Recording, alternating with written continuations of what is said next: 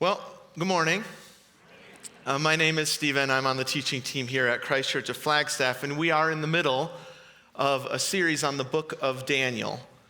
And we're calling it Grounded because as we've been digging deeper and deeper into this book and into the stories of the people in it, we have been learning about how to live more solid, anchored, rooted lives in a world that doesn't feel like any of those things. And last week, Elizabeth was preaching, and she said something that really stuck out to me. She said that as we've been going through this book, we have been watching Daniel and his friends as they surf life. Surf the crashing waves, the choppy ocean of life. And I thought that was perfect because it is really hard to stay rooted and even upright when you're surfing. This is the one time I tried surfing. I'm smiling in this picture because I am not currently trying to surf. I'm standing on the ground. It is really hard. So our friend Dan, he's on the left here, he's a surfer.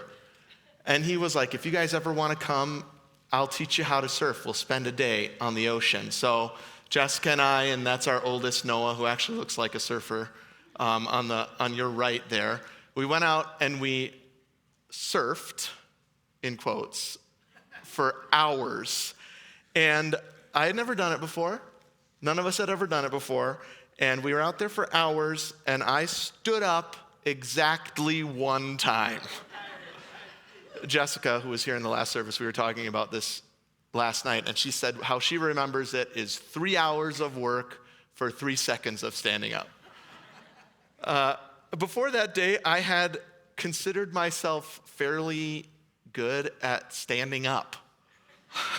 But if you put an ocean underneath me, right? If you put a body of water that's constantly shifting, pulling and pushing, changing directions, sometimes just like disappearing from underneath me, that is a lot harder, and I'm just not good at standing up anymore.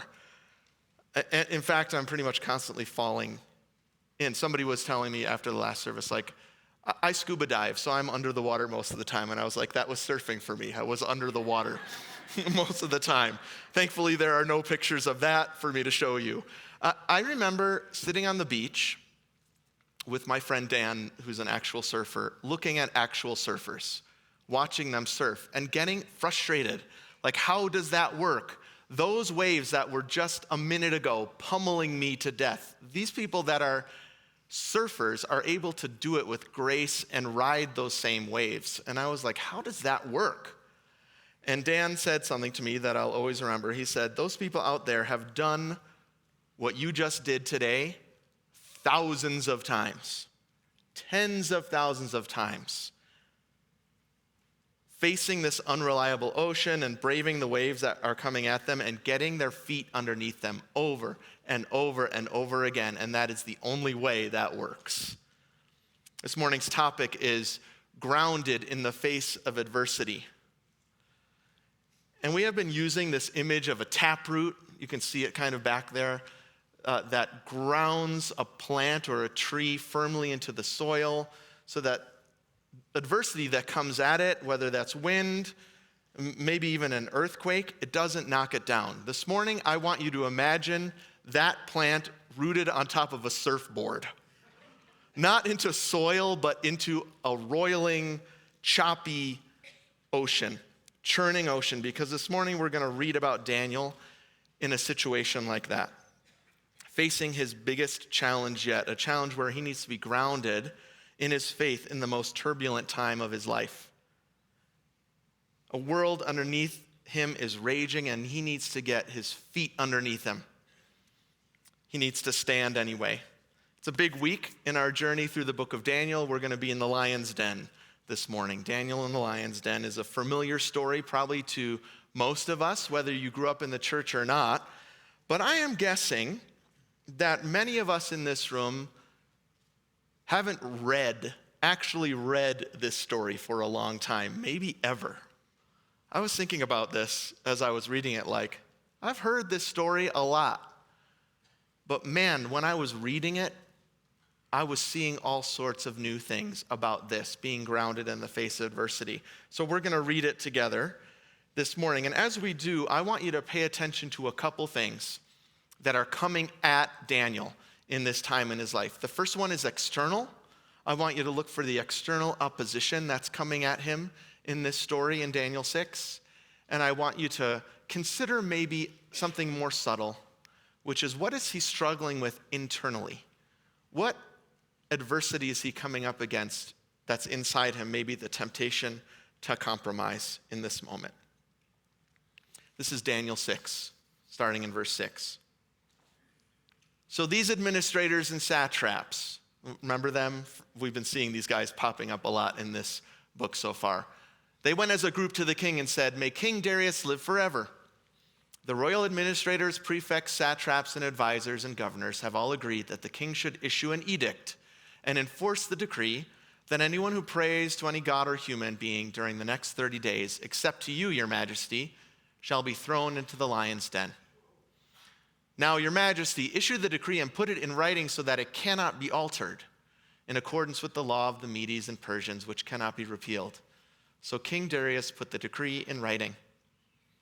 Now, when Daniel learned that the decree had been published, he went home to his upstairs room where the windows opened toward Jerusalem. 3 times a day, he got down on his knees and prayed, giving thanks to his God, just as he had done before.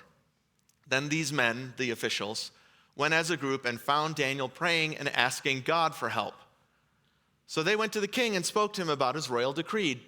"Didn't you publish a decree that during the next 30 days, anyone who prays to any god or human being except to you, your majesty, would be thrown into the lion's den?" The king answered, "The decree stands in accordance with the law of the Medes and Persians, which cannot be repealed." Then they said to the king, "Daniel, who is one of the exiles from Judah, pays no attention to you, your majesty, or to the decree you put in writing. He still prays 3 times a day." When the king heard this, he was greatly distressed. He was determined to rescue Daniel and made every effort until sundown to save him.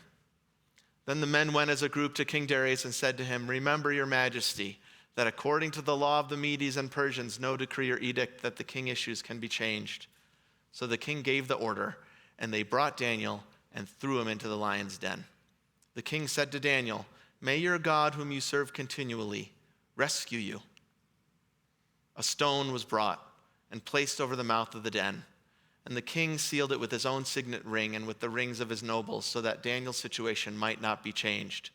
Then the king returned to his palace and spent the night without eating and without any entertainment being brought to him, and he could not sleep. We're going to pause here and consider what we've heard so far, because I think to truly understand what a life grounded in the face of adversity would mean for us, we have to sit in the tension a bit and consider what exactly Daniel's adversity is, what he was up against here. What are the waves coming and crashing against him? He had the difficult choice, I hope you heard, about who he was going to bow to: a human king or his God. And I see 2 things that he was facing here, 2 things that I hope you saw or thought about as I was reading. One is external, opposition coming at him, and one is internal, a temptation perhaps to just bow to the king. We're going to start with the one that we can see, the external opposition, and I'm talking here about these administrators and these satraps again. Just like with Shadrach, Meshach, and Abednego a couple weeks ago, these are the closest advisors to the king, and they have it out for Daniel. I think it's because they see him as competition. Daniel's competent, he's faithful, he's kind of overall a great guy, and they hate that about him. And so they actually use that against him in this passage. They convince King Darius to make this decree that for a month, you can only bow to the king, because they know Daniel probably won't do it. And that's right. Daniel does what Daniel does. We've learned about who Daniel is over the past several weeks, and he just is Daniel again in this passage. He goes home and prays 3 times a day, not to the king, but to God with the windows open. And if you know anything about ancient Jews, his prayer would have looked a certain way. It would have been kneeling. It would have been bowing. It would have been lying flat on the ground, lying, I can never remember, prostrate, right? Prostrate. Somebody, even after church, said, you put the R in there, that means he's resting. Okay, I'm going to remember that for the rest of my life. I have it misspelled in my notes, prostrate. It wasn't just like he's secretly praying, nobody can tell. And he's at the window, the window's open. Daniel was up against this serious opposition. He knew the consequences. The lion's den was there, but he does it anyway in the most courageous way that he knows. In our lives, there will be things or even people that oppose our decisions when it comes to following God with our whole selves. And that kind of opposition can shake the foundations of our faith. That kind of opposition can sometimes prevent us from following God at all. A couple years ago, there was a young lady in our ASU chapter of InterVarsity Christian Fellowship. That's the organization that I work with. It's a campus ministry. And Grace told us that when she was headed off to college for her freshman year, her dad sat her down and said, "You're going to college. I hope you have a great time.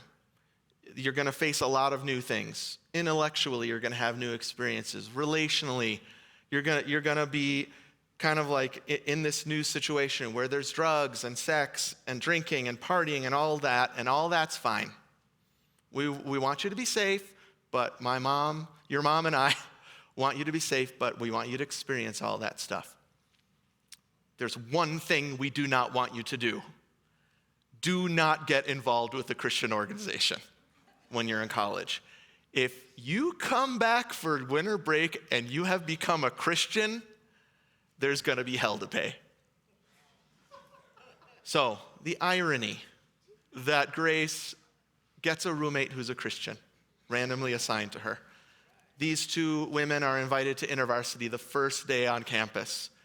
All of Grace's first and best friends are followers of Jesus. She has a decision to make at the end of her first semester freshman year. She wants to become a Christian. And she has to decide what to do in the face of some pretty complicated opposition to that. Now, I want to pause and say to you right now, as a campus minister, as a college minister, this happens all the time. So we have this nuanced conversation with students all the time, my staff and I. Humble, compassionate, full of integrity conversations with students about how do you honor your parents and become a Christian if they don't want you to become a Christian. It's part of our job and it happens all the time. And we encouraged Grace to have a humble, compassionate, loving, full of integrity conversation with her parents about what it might mean to her and for her if she actually became a Christian. The spring of her freshman year, Grace was baptized. And her parents, who were once opposed, not only gave their blessing, but began to consider, what would this mean for us? A life grounded in the face of sometimes difficult, often complicated adversity. It's another word I've misspelled. I want you to hear this. It doesn't remove opposition. And it doesn't destroy opposition. It remains faithful in the face of opposition. I do not want you to hear this morning that your response to people who oppose you is to destroy them. Courageous faithfulness in the face of opposition is most grounded when it honors. I don't know if you caught this in the scripture, how for Daniel the king was the whole time. Something had happened in this relationship where there was honor from the king to Daniel, and we're going to see in just a second, that honor went both ways. Daniel speaks to the king with respect and honor as well. So I hope you don't hear me saying this morning that grounded faith in the face of adversity means going out and destroying the opposition with anger or bitterness or vengeance. I have never in my life seen that work in a way that honors God and both parties involved. Instead, I hope we can think a little deeper than that and consider what it would mean to be grounded in our faith in the midst of opposition with love and integrity. So let's do that. Let's think about this together. I just want you to think, where are you facing opposition to your life of faithfulness in God right now if you're a follower of Jesus? Where does following Jesus create tension in your work or your family or your friendships or your relationship with your roommate or even your online presence and conversations?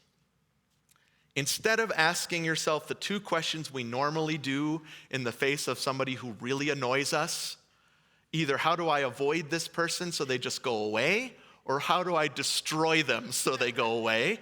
Those are the two questions we usually answer or ask. I want to offer another question to you this morning, and it's this. How can I respond to this situation, person, mostly person, moment, with integrity and love? If you're the kind of person that takes a picture of slides during church, this is the one to take a picture of this morning. Or write it in your Bible or your notes that you're taking right now or in your note app on your phone. This question has become the question for me the past several years. I have it written on Post-it notes and in my journals. I even have had it at one point on the lock screen of my phone. That might say something about what my past couple years has been like. I don't know. But this is the question that has changed my life. It's my version of getting my feet under me on the surfboard over and over and over again. Maybe not thousands of times or tens of thousands of times, but a lot. It has done more to help me stay upright in a choppy ocean than any other single thing, any other practice I've made in my life. Opposition will come. That's bad news, I guess. It is. Opposition will come. This sermon is not one where you're going to be able to leave and say, I'm never going to have another difficult conversation with people in my life about my faith. It will come, but you don't stay grounded avoiding or destroying it. You stay grounded in faith by responding in this way. Daniel did, Grace did. When I have the wherewithal to ask myself this question, I can stay grounded. I honestly think if you put this on the lock screen of your phone and ask yourself this question once a week, your life would change for the better and you would become more grounded in a shaky world. So the first thing that is making Daniel's choice difficult is this external opposition. The second thing is a little bit more subtle. It's the internal temptation that I imagine that he feels just to bow to the king. A little bit. So I think he had options here besides I am going to stop following God and I'm going to start following the king. Okay? This has really struck me as I've been studying it this time. He could have stopped praying to God for just the month. It was a temporary thing, right? Just go 30 days, it's fine, right? He could have done that. He could have flown under the radar, been a little quieter, just close the window, bro, right? He could have told himself, God knows my heart, so it doesn't really matter what I do. The temptation to compromise that I'm talking about that Daniel is facing here is not to totally abandon God. It's more understated than that. It's, will I just adjust my faithfulness a little bit to stay safe? Just enough to be comfortable, just enough to be able to bow to two things at once. One of the greatest threats to living grounded in my life, in my shaking world, has been that kind of small, reasonable compromise. It's usually not somebody coming at me and saying, why are you following Jesus? You're an idiot. That doesn't happen that much. The real adversary in my life is this temptation just to bow to a different king. And it's usually small. I get it. When I am giving into this temptation to compromise in this way, it doesn't actually feel like outright rebellion. It's small, practical things that come up in my heart. Like, it's just how this works, right? I just have to act this way. If I acted a different way, I'd probably cause more trouble. So I don't like to cause trouble, so I'll just not, right? Or everyone else is doing it, right? I don't want to stand out. That would make other people uncomfortable. I don't want to do that. This one is big. I'm only going to do this for a little while. I'll stop tomorrow. God knows I'll stop tomorrow. He knows I'll stop next week or in the new year or when I graduate or when I get married or when I retire. It's just temporary. This is the one I mentioned before. He knows my heart, so he knows I don't mean it, so it doesn't matter, right? I'm not outright denying God in front of other people. I'm just not saying anything. I'm just being quiet. And then I think this one's big. I'm not worshiping God. I come to church every Sunday and I raise my hands even. It's just that I'm worshiping other things too. If you think I plugged this question into ChatGPT and said, come up with some phrases that I might say, you're wrong. I sat down and I thought, what are things that I have actually thought? What are the actual things that I feel tempted by to compromise? You can take it from someone who knows. Compromises like this can degrade the firm foundation that you stand on. They can turn the solid soil underneath you into a choppy ocean. They stand in direct opposition to a courageous faith that grounds us in a shaky and shaken world. And so I want you to do something for me. I want you to look at this list and think about what's familiar to you. Not because someone else in your life says it and you're annoyed with them. That's not what we're doing this morning, okay? Your voice. You can hear your voice thinking or saying these things. Maybe you've said it. Maybe you're saying one of these things right now. I love this story in Daniel 6 because it not only gives us an example of somebody who stands up against opposition that's coming against him, but it's a story of somebody who doesn't compromise, and that grounds him in his faith. And I wonder what life would be like if we not only saw that in Daniel's life in this passage and we're like, oh, that's interesting. What if we actually try to live it out? Let's read the end of this story because we get to see God responding to a grounded person. What is God's response to this person who is grounded in the face of adversity? This is in verse 19, right after he gets thrown in and the king can't sleep all night. At the first light of dawn, the king got up and hurried to the lion's den. When he came near the den, he called to Daniel in an anguished voice, Daniel, servant of the living God, has your God, whom you served continually, been able to rescue you from the lions? Daniel answered, may the king live forever. You hear this mutual respect and honoring? It's bonkers to me. My God sent his angel and he shut the mouths of the lions, Daniel's crying out. They have not hurt me because I was found innocent in his sight, nor have I ever done any wrong before you, your majesty. The king was overjoyed and gave orders to lift Daniel out of the den. And when Daniel was lifted from the den, no wound was found on him because he had trusted in his God. Daniel's sealed in there, right? It's too late for him to compromise anymore. It's too late for him to be rude to opposition. He's down there.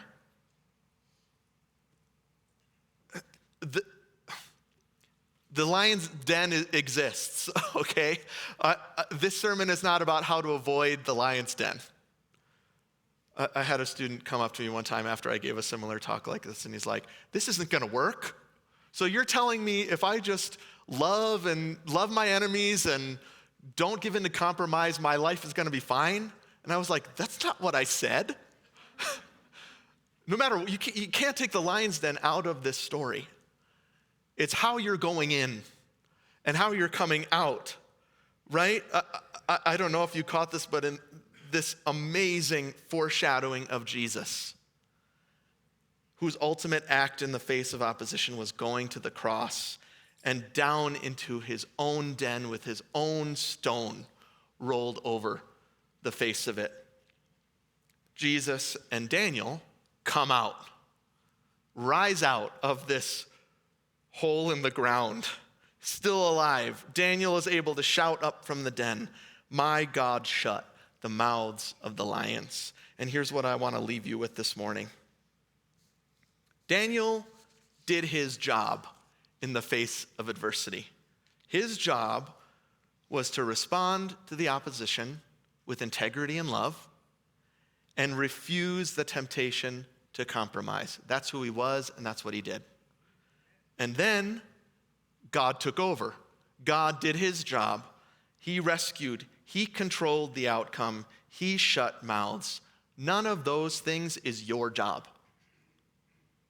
We think it is, but it's not. Knowing the difference between who he is and who you are and acting on that over and over and over 1,000 times, 10,000 times, that's what's going to make you a grounded person. That is going to give you a faithful life, because we often think that being grounded in this shaking world means being the destroyer of opposition and the shutter of mouths. That's not your job. That's not who you are. God is the one who rescues. He rescued Daniel. He rescued Grace. He rescued Jesus. He has rescued me over and over again. He will rescue you from the opposition, and it almost never looks like you thought it would. He's the one who does that. Now, if he wants to destroy, he can. If you keep reading Daniel 6, I'm not going there this morning. God can do what he wants to do, but that's not your job. You might think that being grounded in a shaking world means being the controller of outcomes by bending and manipulating and compromising so things turn out just a little bit better for you. But that's not who you are. God controls the outcome. He wants us to trust him and be faithful to him even when, like Daniel standing in front of that lion's den, things seem out of control. As we close this morning, we're going to sing another song. And it's called Made for More. And the words remind us of what I just said, if we'll let them. Who God is and who we are and how we are to respond to that in the moment. What's possible if we receive and respond to the truth of that over and over and over again. So would you stand with me? Get your feet under you.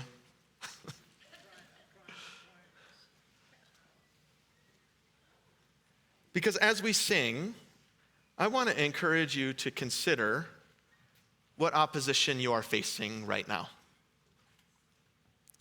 Or what temptation to compromise is in you. For some of you, this isn't going to be hard.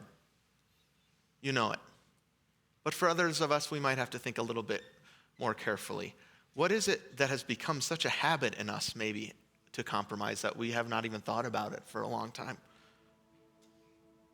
What lion's mouth are you trying to shut in your own strength, and it's just making it worse?